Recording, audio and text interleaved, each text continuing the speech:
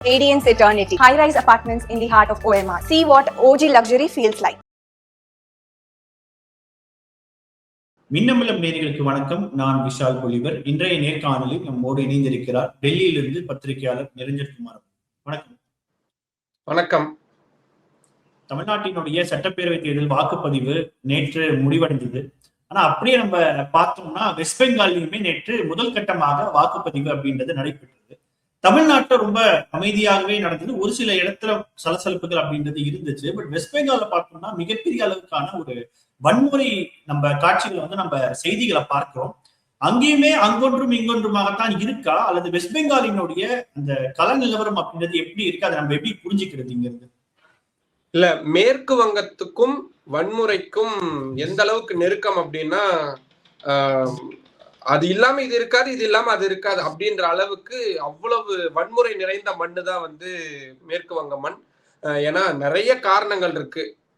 வங்கதேசத்திலிருந்து இங்க புலம்பெயர்ந்து வந்தவங்களுக்கு இருக்கக்கூடிய பிரச்சனை, அங்க இருக்கக்கூடிய இனக்குழுக்களுக்கு இடையில இருக்கக்கூடிய பிரச்சனை, வெளிமாநிலங்கள்ல இருந்து வந்த கலாச்சார கலவை, இந்த மாதிரி ஏகப்பட்ட விஷயங்களை சொல்லிக்கிட்டே போலாம். அப்கோர்ஸ் பயங்கர இன்டலெக்சுவல்ஸ் இருக்கக்கூடிய ஒரு ஸ்டேட்டாவும் பார்க்கப்படும். அதீத வறுமையின் பிரச்சனையை சிக்கி இருக்கக்கூடியவங்களுக்குள்ளேயும் இருக்கக்கூடிய பிரச்சனையும் இருக்கும். இப்ப இஸ்லாமியர்கள் இருக்காங்கன்னா அவங்களுக்குள்ள ஏகப்பட்ட பிரிவுகள் இருக்கும், இந்துக்கள் இருக்காங்கன்னா அவங்களுக்குள்ள ஏகப்பட்ட பிரிவுகள் இருக்கும்.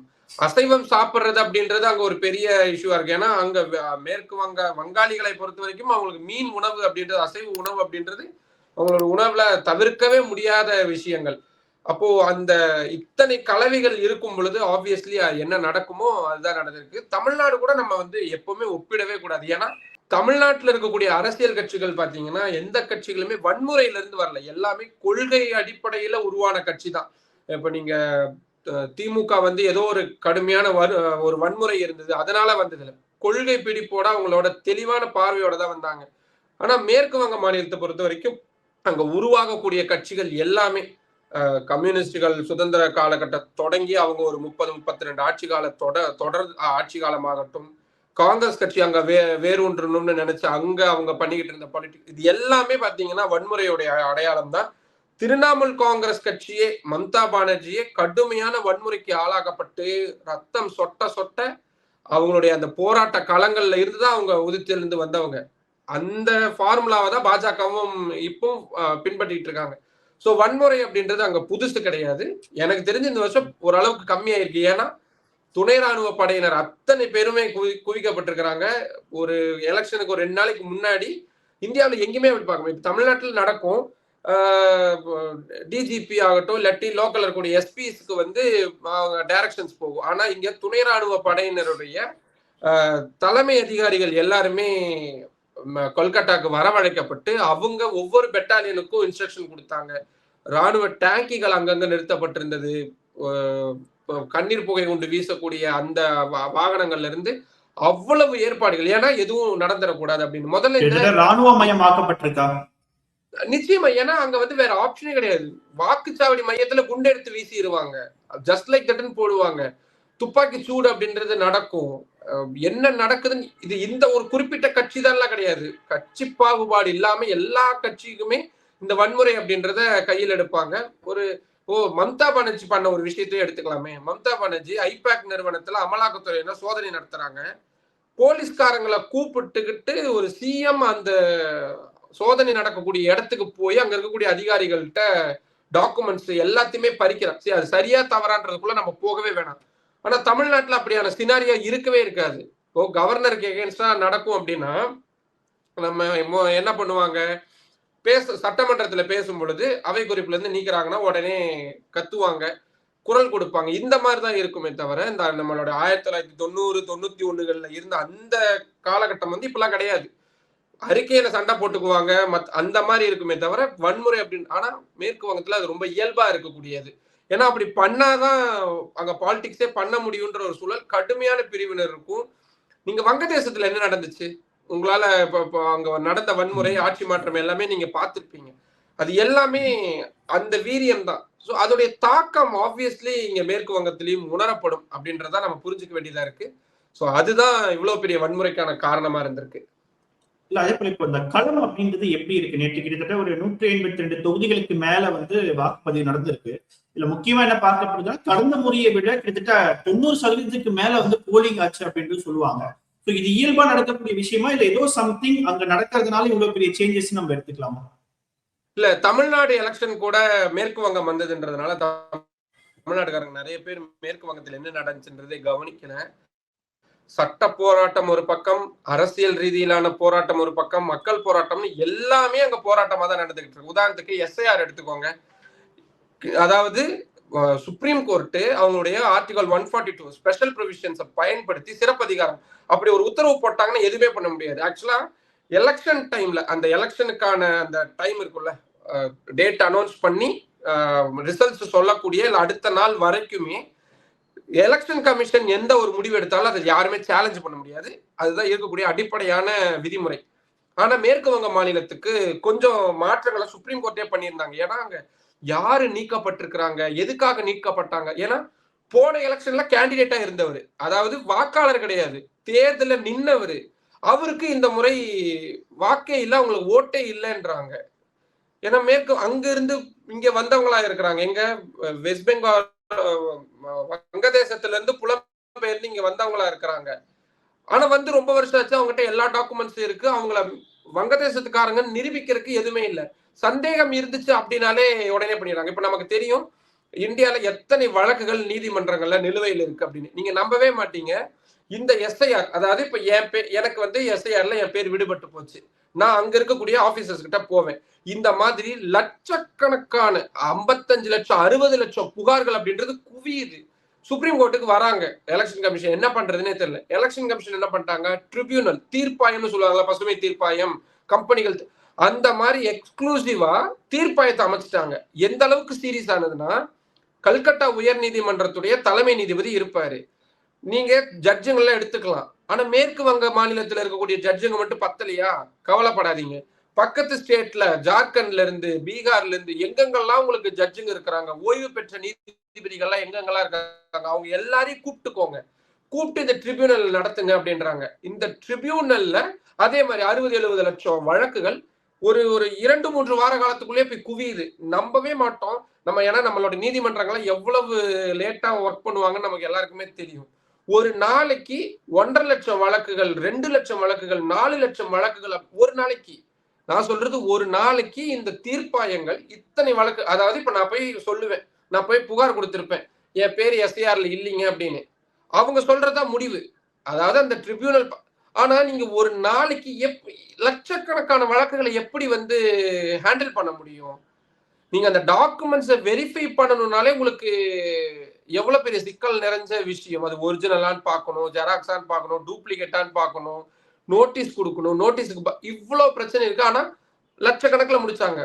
கோர்ட்டுக்கு அதுவும் வந்துச்சு. சுப்ரீம் கோர்ட்ல இந்த இதையும் எடுத்துட்டு வந்தாங்க. இப்படி லட்சக்கணக்கில் பண்றீங்களே, இது என்ன இதுவா இருக்குங்க அப்படின்னா ஜட்ஜுங்க கோவமாயிட்டாங்க. அது எப்படி நீங்க ஜுடிஷியல் ஆபீசர்ஸுடைய ஒர்க் பவரை நீங்க எப்படி குறைச்சு மதிப்பிடுவீங்க, அவங்களுடைய திறனை நீங்க எப்படி குறைச்சு மதிப்பிடுவீங்கன்னு ஒரே வார்த்தையில சொல்லிட்டாங்க. யாரும் எடுத்துட்டு போக முடியல.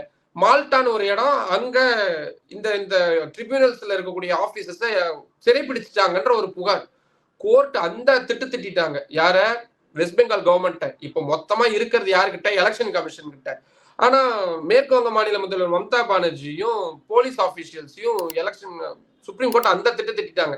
நீங்க தான் இது எல்லாத்துக்கும் காரணம், வன்முறை என்ன இப்படி நடந்துகிட்டு இருக்கு, உங்க மாநிலத்தை பத்தி இப்படி பேச வச்சு. என்னன்னா நீதிமன்றத்துல நடக்கக்கூடிய விஷயங்கள் எல்லாமே தேர்தல் காலத்திலையும் எதிரொலிக்கும். ஆனா கடந்த 2-3 நாட்களாகவே நீங்க வேணா நம்பாட்டி சும்மா ஜஸ்ட் போய் சுப்ரீம் கோர்ட்னு போட்டு பாருங்க. அதுல மேற்கு வங்க மாநில முதல்வர் மம்தா பானர்ஜி சம்பந்தமான வழக்குகளை விசாரிச்சு அவ்வளவு கடுமையான கண்டனங்களை சுப்ரீம் கோர்ட் தெரிவிச்சிருக்கிறாங்க. இதை அடுத்த வாரம் கூட விசாரிக்கலாம், ஒன்னும் பெரிய இதெல்லாம் கிடையாது. நம்ம ஏற்கனவே ஃபர்ஸ்ட் பார்த்தோம்ல, அமலாக்கத்துறை ஆபீஸ்க்குள்ள மம்தா பானர்ஜி போனாங்கன்னு. அந்த கேஸை நேத்து ஒரு நாள் ஃபுல்லா விசாரிச்சு அவ்வளவு திட்டி அது எல்லாமே. சோ அது எவ்வளவு இம்பாக்ட் ஆகும்? கரெக்டா எலெக்ஷன் நடக்கக்கூடிய தேதியில உச்ச நீதிமன்றம் மம்தா பானர்ஜியை திட்டுறாங்க, மேற்கு வங்க மாநில அரசை திட்டுறாங்க, திரிணாமுல் காங்கிரஸ் கட்சியை திட்டுறாங்க அப்படின்னா தாக்கம் எப்படி இருக்கும்? ஆனா அது நேத்து நடந்துச்சு. இன்னொரு பக்கம் இந்த எஸ்ஐஆர்ல இவ்வளவு குழப்பங்கள் இருக்கு. நீங்க எலெக்ஷனுக்கு ஒரு நாளைக்கு முன்னாடி வரைக்கும் கூட இந்த ட்ரிபியூனல் இருக்காங்கல்ல, அவங்க அலோ பண்ணலாம். அதாவது அவங்க பார்த்து ஓகே பொலிவருக்கு நாங்க சேர்த்துக்கிறோம், வாக்காளர் அட்டையில சேர்த்துறோம். என்ன காரணம்னு சொல்ல மாட்டாங்க. ஆனா வாக்காளர் பட்டியல சேர்த்துக்கிறோம்னு சொல்லிட்டாங்கன்னா பொலிவர் கேன் ஓட். ஆனா அதே ஆபீஸ்ல நிரஞ்சன் ஓட் பண்ண முடியாது. நானும் நீங்களும் ஒரே காலேஜ்ல படிச்சிருப்போம், ஸ்கூல்ல இருந்து ஒன்னா படிச்சு காலேஜ். ஆனா உங்களுக்கு ஓட்டு கிடைச்சிருக்கும், எனக்கு ஓட்டு கிடைக்காம இருந்திருக்கும். நான் எங்கேயும் போக முடியாது. ஏன்னா சொல்லிட்டாங்க ட்ரிபியூனல் சொன்னதுதான் ஃபைனல். அதுக்கு மேல எங்கேயும் அப்பீல் கிடையாது அப்படின்ட்டாங்க. இப்ப நான் என்ன பண்றது? இப்படி நிறைய கேஸ் வந்துச்சு. நான் ஒரு உதாரணம் வேணாலும் சொல்றேன். தமிழ்நாட்டை சேர்ந்த கீதான்னு நினைக்கிறேன் அந்த பொண்ணு பேரு. நான் இது எதுக்கு சொல்றேன்னா எஸ்ஏஆர்ல எவ்வளவு குழப்பங்கள் இருக்கு அப்படின்றதுக்காக. அவங்க சென்னை ஹைகோர்ட்ல ஒரு கேஸ் ஃபைல் பண்றாங்க. அவங்க கிட்ட 10 வருஷத்துக்கான பாஸ்போர்ட் எல்லாமே இருக்கு. அதாவது எக்ஸ்பைரி ஆகிறதுக்கு முன்னாடி இருக்கக்கூடிய பாஸ்போர்ட், எக்ஸ்பைரி ஆனதுக்கு அப்புறம் இருக்கக்கூடிய இப்ப கரண்ட்ல வச்சிருக்கக்கூடிய பாஸ்போர்ட் எல்லாமே இருக்கு. ஆனா அவங்களுக்கு ஓட்டர் ஐடி கொடுக்கல, லிஸ்ட்லயே அவங்க பேர் இல்ல. சென்னை ஹைகோர்ட் போறாங்க, இல்ல எங்களுக்கு தெரியாது, எலெக்ஷன் கமிஷனோட வேலைன்ட்டாங்க. சுப்ரீம் கோர்ட்டுக்கு வராங்க. சுப்ரீம் கோர்ட் ஓ பாஸ்போர்ட் இருக்கா, பாஸ்போர்ட் இருந்தா உங்களுக்கு கிடைச்சிருக்கணுமே, ஏன் கிடைக்கல, சரி பரவாயில்ல விடுங்க, அடுத்த எலெக்ஷன்ல ஓட்டு போடுங்க. இது சுப்ரீம் கோர்ட் சொன்னது. இந்த வழக்குகளை இப்படியான விஷயமா தான் அணுகப்படுது அப்படின்றதுக்கான விஷயம் தான். தமிழ்நாடு மாதிரியான மாநிலங்கள்ல எப்படின்னா, மேற்கு வங்க மாநிலம் கல்வி அறிவுல ரொம்ப பின்தங்கிய மாநிலமா இருக்கக்கூடியது, ஏற்கனவே இவ்வளவு வன்முறை இருக்கக்கூடிய மாநிலமா இருக்கக்கூடிய இடங்கள்ல எப்படி நடந்திருக்கும் அந்த எஸ்சிஆர், எப்படி எலெக்ஷன்ஸ் நடந்திருக்கும் அப்படின்றத நேர்களுடைய கற்பனைக்கே நம்ம விட்டுருவோம். சோ இவ்வளவு குழப்பங்கள் நிறைஞ்ச தமிழ்நாட்டுல மும்முனை போட்டியா 4 முனை போட்டியான்றதா பிரச்சனை. வெஸ்ட் பெங்கால் அதெல்லாம் கிடையாது. ஆனா களத்துல இவ்வளவு கன்ஃபியூஷன்ஸ் இருக்கு. எஸ்ஐஆர் தொடங்கி மம்தா பானர்ஜிக்கு கொடுக்கப்படக்கூடிய நெருக்கடி, எது இவங்க பாஜக போகக்கூடியது எல்லாமே கன்ஃபியூஷன் தான். ஒரு செக்ஸ் அண்ட் பேலன்ஸ் இல்ல அப்படின்னு நம்ம எடுத்துக்கலாமா? இல்ல ஆப்வியஸ்லி நம்ம அப்படிதான் எடுத்துக்க வேண்டியதா இருக்கு. என்னன்னா நீங்க வெறும் ஜுடிஷியல் இதை பத்தின விஷயமா மட்டும் இல்லாம பொலிட்டிக்கலாவும் பார்க்கலாமே. நீங்க வெஸ்ட் பெங்காலை பொறுத்த வரைக்கும் மம்தா பானர்ஜி மட்டும்தான் நமக்கு தெரிஞ்ச ஒரே முகம். யூசுப் பத்தான் ஒரு கிரிக்கெட்டர். எனக்கு தெரியும், எத்தனை பேருக்கு தெரியும் தெரியல. யூசுப் பத்தான் திரிணாமுல் காங்கிரஸ் கட்சியுடைய மாநிலங்களவை உறுப்பினர். அவர் ஒரு நாடாளுமன்ற உறுப்பினரும் கூட. நமக்கு யாருக்குமே தெரியாது, மம்தா பானர்ஜியை தாண்டி வேறு ஒரு முகம் அப்படின்றது யாருக்குமே தெரியாது. ஆனா அந்த ஒரே ஒரு ஆளை எதிர்க்கிறதுக்கு பாஜகவுல இருந்து பிரதமர் நரேந்திர மோடி இன்னைக்கு 3 பொதுக்கூட்டம் பேசி இருக்கிறாரு. ஹோம் மினிஸ்டர் அமித்ஷா இன்னைக்கு அங்கதான் இருக்கிறாரு. நிதின் நபீன் நேத்து அங்க இருந்து இன்னைக்குதான் வந்திருக்கிறாரு. அத்தனை அரசு சக்கரங்களுமே, அரசு எந்திரங்களுமே அங்கதான் இருக்குது. அங்கதான் முழுக்க குமிஞ்சு இருக்குது.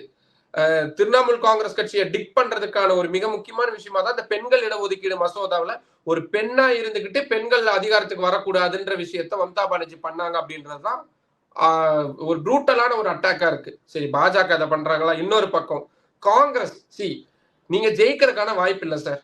நம்ம ஏற்கனவே நம்ம பேசியிருப்போம் நினைக்கிறேன் காங்கிரஸ் உடைய வண்டவாளங்களை பத்தி.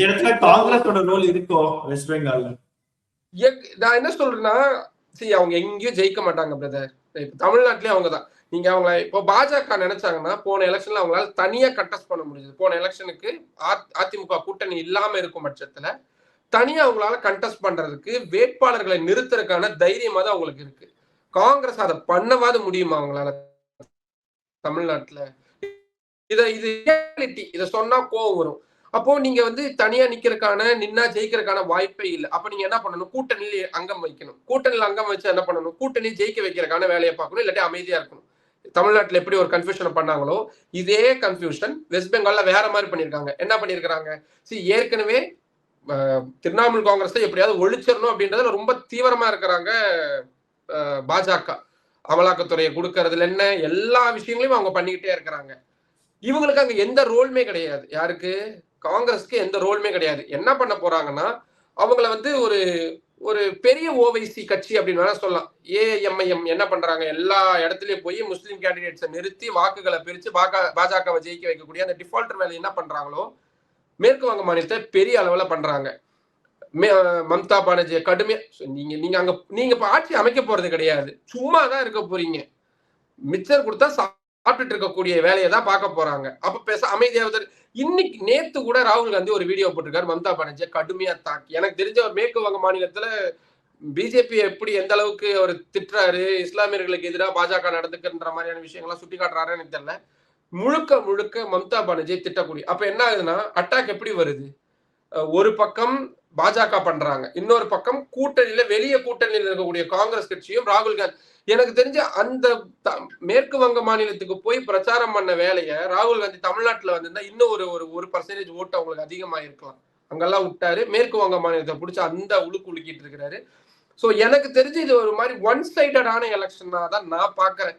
ஏன்னா யாரு முன்னணியில இருக்காங்க களத்துல? அப்கோர்ஸ் பாஜக தான் இப்போதைக்கு முன்னணியில இருக்கிறாங்க. ஏன்னா மேற்கு வங்க மாநில முதல்வர் Mamata Banerjee she is trying to push. அவங்க பயங்கரமா முயற்சி பண்ணிருக்காங்க. ஏன்னா 3 தடவை தொடர்ந்து ஆட்சியில இருந்து 4வது முறைன்றப்போ பாத்துக்கலாம். ஆனா அதையெல்லாம் தாண்டியும் அவங்க பண்ணணும். ஒரு உதாரணம் மட்டும் சொல்றாங்க, ஃபைட்டிங் ஸ்பிரிட். நான் திரிணாமுல் காங்கிரஸுக்கு ஆதரவு இல்லை, மம்தா பானர்ஜிக்கு ஆதரவு இல்லை. ஆனா ஒரே ஒரு ஒற்றை ஆளை போட்டு எல்லாரும் அடிக்கிறாங்க அப்படின்னும் பொழுது அவங்க மேல இருக்கக்கூடிய ஒரு சின்ன சாஃப்ட் கார்னர் வன்முறை இருக்கு, கடுமையான பிரச்சனைகள்லாம் இருக்கு. அதெல்லாம் தாண்டி அவங்க ஒரே ஒரு ஆளா நின்று ஒட்டுமொத்த ஆட்களையும் எதிர்த்து நிக்கிறாங்க. ஒரே ஒரு உதாரணம் மட்டும் சொல்லிடுறேன்.